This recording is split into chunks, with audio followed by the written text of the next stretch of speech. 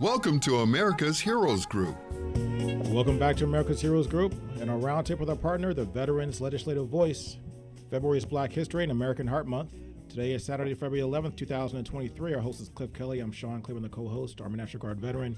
Our executive producer is Glenda Smith, and our digital media producer is Ivan Ortega of Scouts Arnold Productions. And we have our familiar voice once again with us is Stephanie Kalota, served as a U.S. Army Sergeant First Class in the Reserves and founder and creator of the Veterans Legislative Voice. We're going to talk about House Committee to address junior ROTC sexual abuse claims. A very serious topic. 550 students in the junior ROTC program across the country, 3,390 public schools and private high schools affected. How you doing, Stephanie? I'm doing all right. I'm glad to talk about this subject because this one is a personal one for me. Yeah, so tell us about what's going on. So we know that there's always been problems or been an issue where teachers or people, faculty, staff sometimes have inappropriate relationships with their students or make inappropriate advances with students and so on, minors we're talking about. So tell me what's going on with this. Well, I mean, first I gotta, have to talk about that, the military has had an issue with sexual violence for a while, harassment and assault, and they're still trying to get their arms around it to try to prevent and also adjudicate. And 100% of all JROTC instructors are honorably discharged and retired to then go on and work for the state and their local districts for schools. And they have this unfettered access to these students a lot of the time. I'm a former JROTC and senior ROTC student. For JROTC, you can have access to these students before school, after school, and during school. This isn't more than just a regular coach or anything like that. You get a lot more access than a lot of other regular teachers out there. And before we go into that, tell me a little bit about the junior ROTC. How does junior ROTC structured? How is it connected to the military? Yeah, let's go with that route. So junior ROTC program had stood up more than 50 years ago, mostly to instill civics, government, honor and duty in the high school, just to give high school students a taste of the military so they can decide whether they want to go in or not. And a lot of times cadets do tend to sign up afterwards, whether they go to college and commission or they go to an academy or they enlist right when they get out. Going to JROTC and completing 3 years or more gets you a bump from regular E1 private to private first class E3. So you get an instant promotion just for having those 3 years of classes done in high school. And it really helps and teaches a lot. I have a lot of personal history with JROTC, and it's made me to who I am today. And JROTC programs have a lot of extracurriculars. There's actually drill and ceremony units. They drill teams. There's rangers that do physical fitness. There's shooting teams, the qualifiers, those type of things that can involve students having extra time at the school and with these instructors.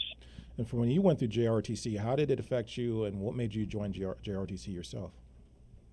I've always wanted to go in the military. Given 9/11 happened when I was a junior in high school.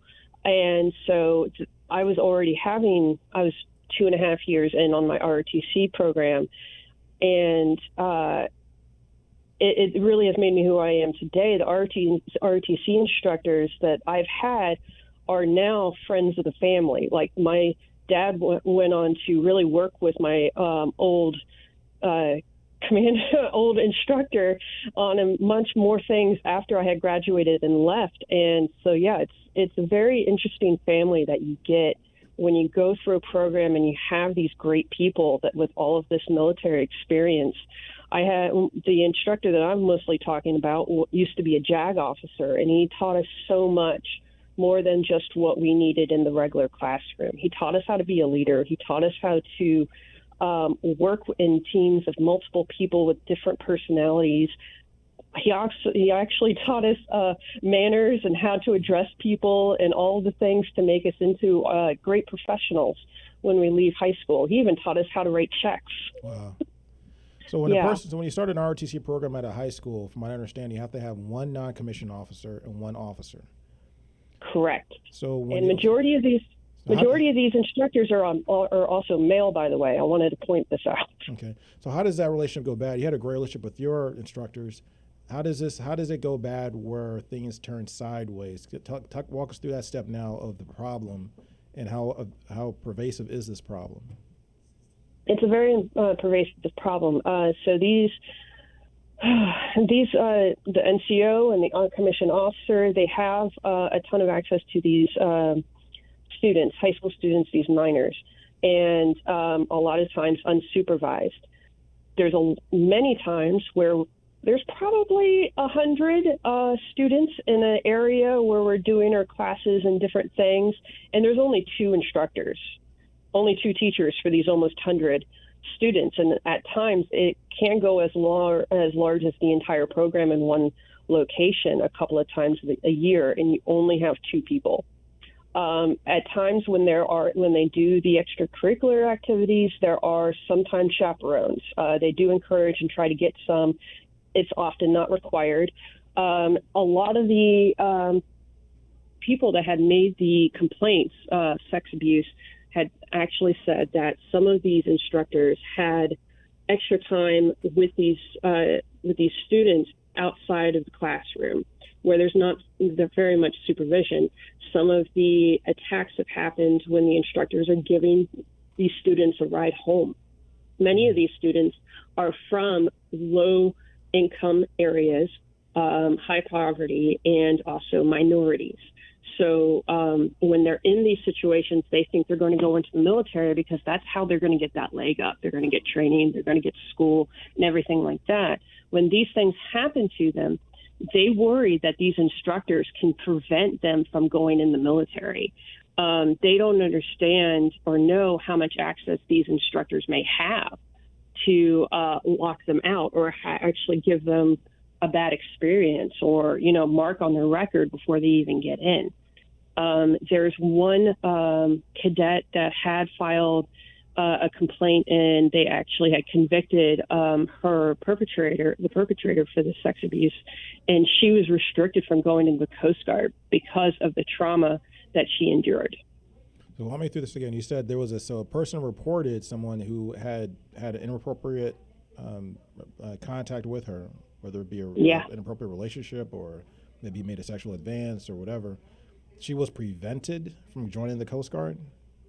Yes, because once they found out about the situation, they were worried about mental health complications from the trauma that she already endured. So a lot of times for any health reasons, a lot of military can disqualify someone from enrolling. And mental health is also a condition. The conditions there can also restrict people from joining. But she had the mental capacity to stand up for herself and file a complaint. Yeah, and still got denied, despite the fact she spoke out and did the right thing on all of that. So her situation is actually what many people in her situation think is going to happen to them. So you would would punish someone who actually had the courage and bravery to step forward and say, no, this is not right. I don't care who you are. I'm standing up to power, and I'm going to protect myself. What I hope any soldier, sailor, airman, Marine would do.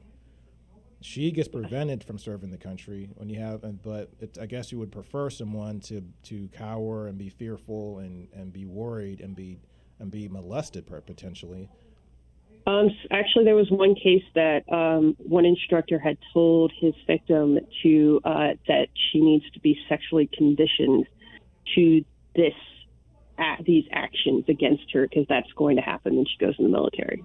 I read one of the reports and mentioned she was instructed that she was blindfolded and forced to kneel by the instructor's bedside while he pointed a gun to her head. Yeah, it's really disgusting. Anybody that's interested on reading about this, New York Times has made multiple articles out on this, so you can Google it. The House had done a hearing on it last November. The House Oversight and Reform Committee on National Security had done a complete hearing on this as well, FYI for everybody. Now, the thing is, I mean, once again, I want to go and get more into the numbers. Do you have an idea about how many cases we're talking about across the country, and as far as sexual misconduct, harassment, things along those lines with the general ROTC? Well, for at least the New York Times, they found at least 30. And when about how long, what type of time frame or window are we talking about time-wise? For the last 5 years. And then the House committee had found 60 complaints of sex abuse. 58 were substantiated. And so just FYI, 100% of these ROTC instructors served honorably without a mark on their record. The way they get these jobs is from FBI security clearances and record checks. So it can get very scary for people. And we know, based off of military sexual trauma, that only a fraction of those that have been sexually abused, assaulted, harassed, even report.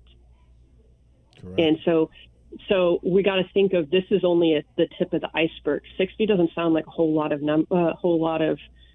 numbers, but there's 3,000 ROTC programs across the country. I believe there's more than that too, but out of all of those, there's only two instructors each. Yeah. So they have to have special, I think, you have to go by special guidelines in order to get more people to, which to me seems, doesn't make a lot of sense, but I mean, you would think you would want to have more people to give more support, because if you have a program of 100 kids, you have to have at least 100 students, or I think 10% of your high school to participate, whatever is least, to participate in the general ROTC, for the military to sponsor it, because the military sponsors uniforms, they give the money, things like that. So, so the alarming part about it is, as you mentioned, that people are going through with Arnold discharges, joining and getting involved with general ROTC programs, but typically, as we know through this research, and if you just know the numbers, whether you're looking at law enforcement numbers, looking at census numbers, looking at numbers from health clinics and things like that, typically people that perform these acts have a history of doing that. They don't just one day turn into a person who's going to be a sexual predator. They usually have a pattern of behavior that supersedes that way beyond the time they got caught. Yes, and Representative Jackie Spear had made a huge point on this on the hearing that happened last November. For those that don't know, she's been a champion for military sexual trauma, but she retired, and the last congressional session was her last, but that she was able to come into that hearing and speak about this because she's been doing it over in the Armed Services Committee on trying to get this pervasiveness to end. At least for the New York Times, they said with at least 33 instructors charged with teacher-student sexual crimes in the last 5 years. That means that there's one recorded arrest for every 232 instructor positions. That's a high percentage. That's very, very high. Yes, and so they New York Times also did another one, and I'm trying to read it just right. I can't get that. But the thing is that there's no national tracking system for educator abuse. Only the state of Pennsylvania actually tracks this. So I know we're getting close on time, but I do want to encourage people of what can you do now. One of the biggest things that you guys can do is contact your state and local governments and get your elected officials. We just did all of the elections. You guys should know who these people are. If not, Google it. Find my elected officials, state, local, city, what have you, and also with the school boards, and push for a state tracking of these sex abuse between the educators and the students, because this is actually a pretty bad problem, and I've been seeing this on the civilian side as well, and it's pretty scary. And then for the federal side, try to push for this to be federalized underneath, especially Department of Education, because teachers who might escape a sex abuse allegation and go to another state to get the licensing, they might actually be able to get the licensing done and teach before they get caught again. Wow. Now, this is a personal topic for you, because you mentioned before in our show that you were a victim of sexual violence as well. So tell me more about that, and how you see this. What is your lens when you read these types of stories and look at these different numbers?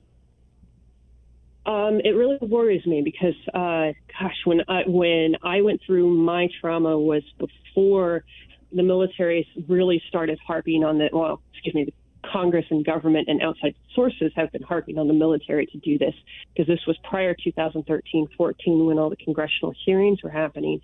So when these things happened to me, I didn't know what the hell to do and who to talk to. And as for myself and many other victims that I know or survivors I know, our perpetrators were high-ranking people, well-connected people. And we've mentioned before, JROTC instructors are usually E6, E7 and above. E6, they get a waiver for that.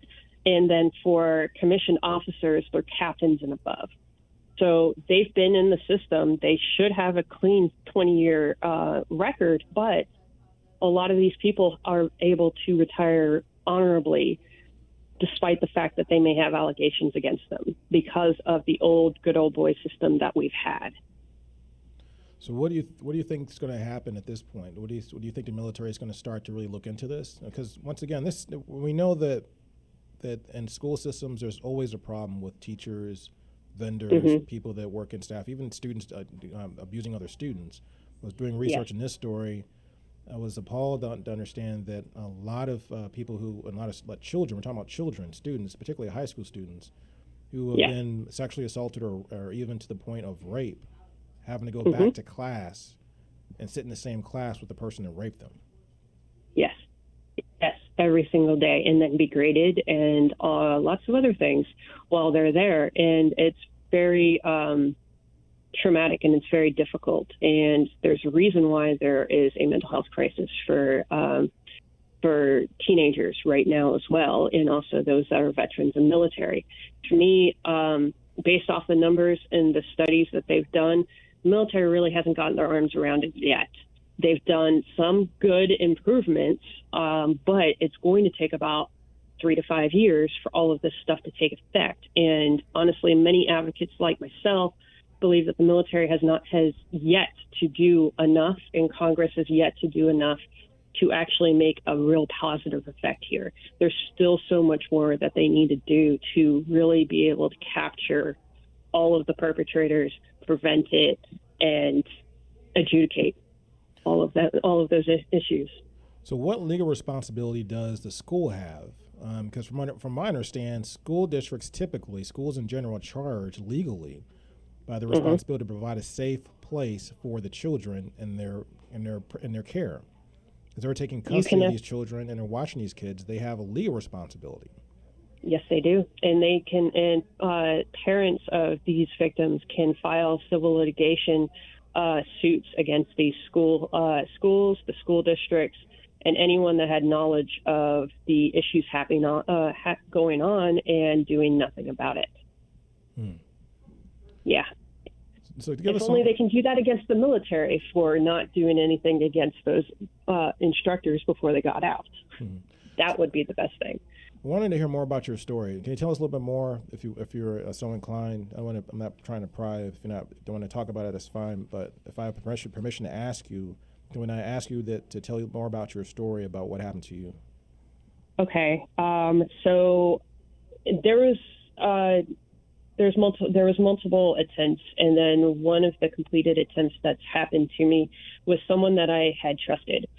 I actually submitted my story to Protect Our Defenders. So if you Google me, my story's there. It comes up. But one of the people that had protected me the most while I was deployed and really has been my mentor had sexually assaulted me at the welcoming home party that we had. And so afterwards, I did a follow-on deployment to stateside to another unit. I had no idea who I could talk to, who I should talk to. And then I later found out that the perpetrator had also got a great position, much higher, and could touch my deployment missions. So I kept my mouth shut because I wanted to be able to continue working for the Army Reserve on that stuff. And so it was really hard, and it took a lot of therapy. But it's been a positive experience, I say now, because now I can see and help people that have been in similar positions. Did you ever at some point make it known or to the military so that they could correct the problem or discipline that person? I did not, because I wasn't sure how to actually get it. I don't even think there's enough evidence for that to happen. Majority of the time that these complaints or these reports are substantiated when they are found immediately. So when they get the rape kits, when there's witnesses, things like that. That's the majority of the time is when they actually get those properly adjudicated and convicted. When you don't have those and you wait a long time, it's very difficult. You hear great success stories and convictions when it's been a long time, but not always. And it's typically when you find multiple victims that also have been assaulted by the same person. So I encourage people to do it, but at the time, I didn't know what to do, how to do it. And the longer you wait, the harder it is. And I can imagine how tough it might be for a child, to speak up when they don't, once again, have no idea what steps to take, don't know who can believe them or not. And if they're thinking about their college career or thinking about going into the military or going to ROTC at the college level, they're probably worried and scared that something might come back on them. Yes, so true. And that's been my fear in the past, especially when I was sexually harassed in a few attempted sexual assaults. I was afraid. I was in a temporary transition, holding position, and I was worried it was going to affect my career and many other things if I had reported those instances. What would you advise a young lady going into the military today? Do you think do you think junior ROTC is something that should be stopped or paused until they get to the bottom of this? Do you think is that to that severity, or what would you advise a person who joins ROTC to do to protect themselves? I do recommend that they probably suspend the programs to try to get their arms around it, but it's going to be a really hard problem for them because the junior ROTC program is the unattended victim of the military's failure to actually prevent military sexual trauma. So it's going to be a really hard problem. I still encourage people to do it because you still have the chance of having really great instructors and really great mentors that will change your life for the better. And there's great opportunities that come from it. But I do encourage people to speak out when it happens. A lot more people are now understanding what sexual harassment is because it was also so pervasive and people get so conditioned on what, and now it's not harassment. It's, those kind of things. And now more people are more knowledgeable about that. And I do encourage young women and men to volunteer for this. And if anything bad happens, go straight to the cops because those instructors will now be immediately suspended and then their credentials would be revoked when it's substantiated. Dr. Kalota, thank you for your time again. You always got something provocative and something very pervasive to tell us about, and this is one of those things. Thank you so much, guys.